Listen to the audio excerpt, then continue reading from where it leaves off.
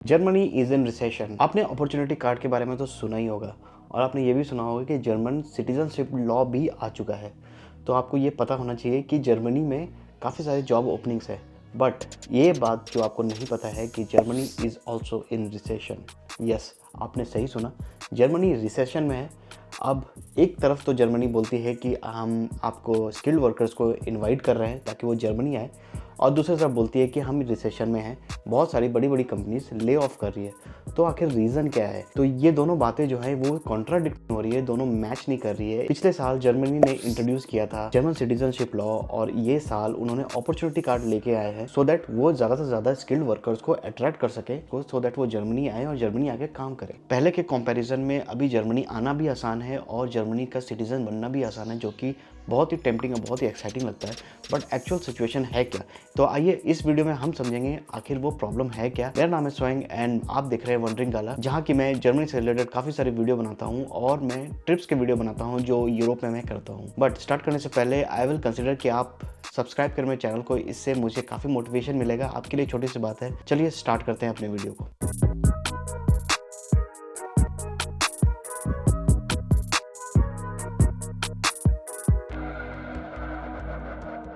अगर हम जर्मनी के अनएम्प्लॉयमेंट रेट की बात करें तो पिछले 20 सालों में अनएम्प्लॉयमेंट रेट रिड्यूस हुआ है। इसका मतलब ये है कि 2005 में जहाँ पे अनएम्प्लॉयमेंट रेट 11.7% था, वहीं 2019 में ये घट के 5.2% आ गया है। इसका डायरेक्ट मीनिंग ये है कि there are much more job opportunities. काफ़ी लोग एम्प्लॉयड थे, अनएम्प्लॉयमेंट रेट घटा था, तो काफ़ी इन्वेस्टमेंट हुआ था, काफ़ी मैन्युफैक्चरिंग में काफ़ी डेवलपमेंट हुआ था, काफ़ी ग्रोथ हुआ था जर्मनी का। बट 2019 और 2020 में कोरोना का पेंडेमिक हिट करता है।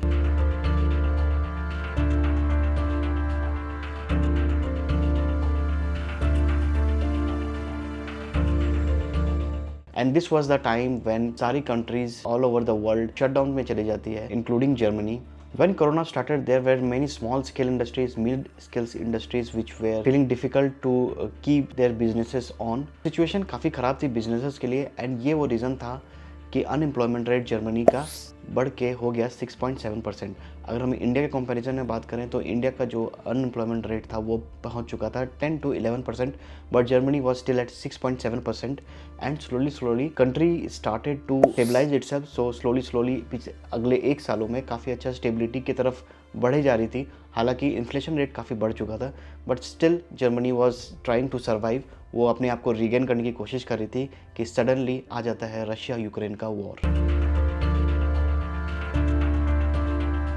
Russia Ukraine war was one of the setback for German economy काफ़ी हिट हुआ इसकी वजह से। एनर्जी प्राइसेस काफ़ी हाई हो गए, एंड सिंस देन जर्मनी का अनएम्प्लॉयमेंट रेट बढ़े ही जा रहा है। एंड आज के डेट में ये 6% पहुंच चुका है, जो कि पिछले 3 सालों का हाईएस्ट है। ये जो पॉइंट्स मैंने डिस्कस किए ये ओनली रीज़न नहीं है, there are also many small points जो कि कोरोना की वजह से या रशियन यूक्रेन वॉर की वजह से हुआ। जहाँ कोरोना की वजह से इन्फ्लेशन बढ़ा, काफ़ी चीज़ों के दाम बढ़ गए, वहीं रशिया यूक्रेन वॉर की वजह से काफ़ी सारे प्राइसेस हाई हो गए, एनर्जी के प्राइसेस हाई हो गए। And then rate of interest, जो बैंक का रेट ऑफ इंटरेस्ट है वो बढ़ गया, जिसकी वजह से कैश फ्लो काफ़ी कम हो गया। देन जर्मनी ने काफ़ी सारे इमिग्रेंट्स भी लिए और उसके बाद ईवी मार्केट भी एक्सप्लोर होना शुरू हो गया। सो ये सारे रीजंस है, बहुत सारे रीजंस है जो कि जर्मनी के अनएम्प्लॉयमेंट रेट को बढ़ा रही है। आइए अंडरस्टैंड करते हैं कि जर्मनी के की बिजनेसेस क्या हैं, उनके कंडीशन क्या हैं और लेऑफ्स के सिचुएशन क्या है। So German economy runs both on export as well as they are industry dependent. अगर हम 2023 की बात करें तो जर्मनी का जो जीडीपी है वो 4.1 बिलियन यूरोज था, जो कि पूरे वर्ल्ड का थर्ड हाईएस्ट इकोनॉमी है। And this also makes Germany as largest economy in Europe. तो यूरोप में सबसे ज़्यादा है। जर्मनी मेनली एक्सपोर्ट करता है मोटर व्हीकल्स को, उनके पार्ट्स को और केमिकल प्रोडक्ट्स को, और ये कंट्रीब्यूट करते हैं जर्मनी के ऑलमोस्ट 70% इकोनॉमी को और या जीडीपी को, जो कि 2/3 of the German economy is based on this exports. But ये मेजर इंडस्ट्रीज जो है जर्मनी के वो काफ़ी लॉसेस की तरफ जा रही थी, विच इन टर्न जर्मनी को इंस्टेबिलिटी की तरफ लेके जा रही है। अगर हम जर्मनी के लीडिंग इकोनॉमिक रिसर्च इंस्टीट्यूट्स की बात करें तो वो उनके हिसाब से जर्मनी का इकोनॉमी 2025 तक भी कुछ ज़्यादा इम्प्रूवमेंट नहीं होगा। विच लिटरली मीन्स कि Germany is technically in recession. एक तरफ जहां ईवी मार्केट बूम हो रहा है, वहीं ईवी के प्राइसेस को लेके काफी कंसर्न है मार्केट में, और जर्मन कंपनी स्ट्रगल हो कर रही है ईवी मार्केट के ट्रांजिशन को लेके, क्योंकि चाइनीज मैन्युफैक्चरर जो कि अब वर्ल्ड लीडिंग ईवी मार्केट बन गई है, वो काफी चीप प्राइसेस में अपने ईवी कार्स को लॉन्च कर रही है, क्योंकि चाइना की जो गवर्नमेंट है वो उनको सब्सिडी देती है सो दैट वो मार्केट में एक कंपटीशन बना के रखें, अपने कार्स को चीप रेट में अपने मार्केट में इंट्रोड्यूस कर सकें, जिसकी वजह से जर्मन कंपनीज को काफ़ी मुश्किल हो रही है उनसे कॉम्पीट करने के लिए in terms of price. Recently VW ने भी अनाउंस किया है कि वो अपने एक प्लांट, जर्मनी के एक प्लांट को शट डाउन करने वाली है, which will again lead to around 15,000 job losses in Germany. Also the largest chemical producer in the world which has an headquarter in Germany, BASF, जिसका हेडक्वार्टर यहाँ Germany में है, वो भी प्लान कर रही है कि वो अपने प्लांट को चाइना शिफ्ट करे, जिसकी वजह से अगेन काफ़ी सारे जॉब लॉसेस देखने को मिलेंगे जर्मनी में।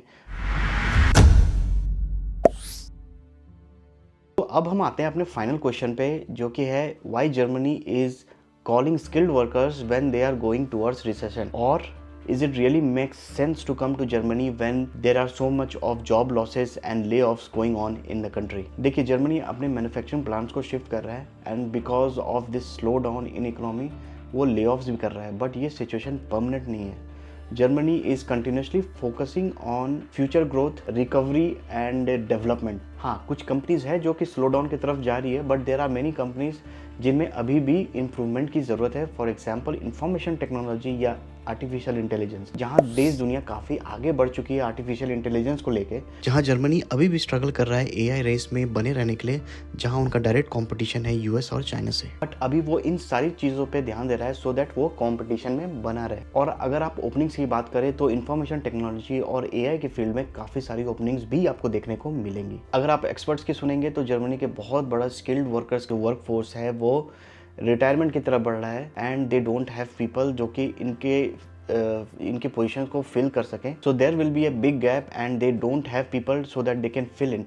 इसके लिए उनको लोग चाहिए सो दैट वो अपनी इकोनॉमी में बने रहें। फिर आता है लॉन्ग टर्म ग्रोथ। कंपनीज अभी स्लो चल रही है बट वो रिकवरी करेंगी, एंड तब उनको जरूरत पड़ेगा इन स्किल्ड वर्कर्स की सो that they bounce back इफेक्टली when the economy improves. By investing in skilled workers, Germany is trying to strengthen its economy towards future growth and recovery. ये तो बात हो गई उन फील्ड्स की जो कि मोस्टली IT से रिलेटेड है या आर्टिफिशियल इंटेलिजेंस या इंजीनियरिंग, मैकेनिकल इंजीनियरिंग से रिलेटेड है, but there are many other fields जहाँ पे काफ़ी सारी ओपनिंग है। For example architecture, transport, health care. So अगर आप मेक इट इन जर्मनी के ऑफिशियल वेबसाइट पे जाएंगे तो आपको बहुत सारी जॉब लिस्टिंग मिल जाएगी जो कि बहुत सारे डिफरेंट डिपार्टमेंट में हैं, जहाँ जैसे कि नर्सिंग प्रोफेशन में है, फिजिशियन में है, engineering, IT specialist, scientist, craft people and transport में भी है।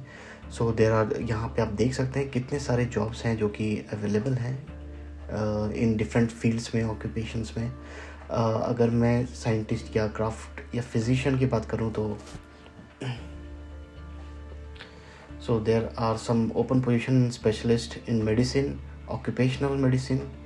so ये सारे ओपनिंग्स हैं। अगर आप डिटेल में भी देख सकते हैं कि आपको किस तरह का जॉब है, जैसे कि टाइम जॉब है इन द मॉर्निंग बर्लिन में बिटवीन 6 कंपनी साइज विद। सो थोड़ा ज़्यादा डिटेल लिखा हुआ है यहाँ पे, सारा डिटेल लिखा हुआ है, आपको किसको कॉन्टैक्ट करना है, कॉन्टैक्ट पर्सन कौन है, आपको कहाँ ईमेल करना है। सो एवरीथिंग इज़ हियर, तो सब कुछ आपको यहाँ पे मिल जाएगा। उसी तरह आप, ये हो गया डॉक्टर का। उसी तरह अगर आपको इंजीनियरिंग में भी देखना है तो इंजीनियरिंग में भी काफ़ी कुछ ऑप्शन है, जैसे technician, heating, ventilation, air conditioning technology, research and development engineer Mannheim में आपको मिल जाएगा। सो अगर आप जाएंगे अंदर तो आपको और भी डिटेल्स मिलेंगे कि आप क्या है, वर्क प्रोफाइल क्या है, and here you will get the contact person जिसको कि आपको कॉन्टैक्ट करना है। There is also an option for transport. So हर तरह के जॉब ओपनिंग्स हैं, जैसे कि यहाँ पे देखिए ड्राइवर, पैसेंजर ट्रांसपोर्ट, यहाँ पे भी कुछ लोग यहाँ पे भी अपने आप को सूटेबल कर सकते हैं। जैसे पार्ट टाइम वर्क है सुबह में, part time work in the afternoon, full time work, हर तरह का काम अवेलेबल है। सो छोटी कंपनी है, लेस देन 6, और ये यहाँ पे आपको ये ईमेल है जहाँ पे आप कांटेक्ट कर सकते हैं। एंड यही नहीं, और भी आपको ऑप्शंस मिलेंगे। फॉर एग्जांपल अगर मैं मैकेनिकल इंजीनियर डालूँ सो उससे रिलेटेड जो भी प्रोफाइल, फाइंड जॉब्स, उससे रिलेटेड जो भी होगा वो यहाँ पे मुझको मिल जाएगा। प्लांट इंजीनियरिंग मिल गया, यहाँ पे भी मैकेनिकल इंजीनियर, हेल्प मिलेगा, गाइड मिलेगा यहाँ पे, वर्किंग इन जर्मनी। सो आप देख सकते हैं प्रोफेशंस इन डिमांड, यहाँ पे green jobs, nursing professions, physicians हैं, अदर प्रोफेशंस भी हैं। अगर मैं ग्रीन जॉब्स में जाऊँ, so let's find out. So green job में लोग जैसे कि क्राफ्ट्स पीपल, या फिर आप एग्रीकल्चर को भी बोल सकते हैं, agriculture, farming, automotive industry, electric mobility. So ये सब ग्रीन करी जॉब्स में आता है। IT specialist, scientist, crafts people, अगर मैं क्राफ्ट्स पीपल जानूँ, सो ये सब के भी रिक्वायरमेंट है यहाँ पे, जैसे construction, development, wood and plastic, industrial cleaning, health care and personal hygiene. So ये सारे चीज़ें हैं जो कि जिनके रिलेटेड जॉब्स भी अवेलेबल है यहाँ पे। सो अगर मैं अदर प्रोफेशन इन डिमांड्स में जाऊँ तो यहाँ पे और भी है। सो मेडिकल प्रोफेशन है, देन मेडिकल इंजीनियरिंग है, then hotel and catering department है, प्रोफेशन इन एजुकेशन है। सो एजुकेशन से रिलेटेड टीचर भी है। अगर मैं टीचर के अंदर जाऊँ तो लेट्स सी यहाँ पे क्या रिज़ल्ट हमको मिलता है। सो ये सारे यूनिवर्सिटी के प्रोफेसर्स हैं। So teacher, high school, primary school, special needs school, German as a foreign language, so vocational schools, ये सब सारे के लिए टीचर्स अवेलेबल है, टीचर्स के भी ऑप्शन अवेलेबल है। आई होप आपको इस वीडियो से काफ़ी इन्फॉर्मेशन मिला होगा, काफ़ी क्लैरिटी मिला होगा, and it will be of some use to you. Thank you very much for watching my video. अगर आपने यहाँ तक वीडियो देखा है तो प्लीज़ एक लाइक जरूर करना। मैं मिलता हूँ आपसे अगले वीडियो में। Till then take care, bye bye.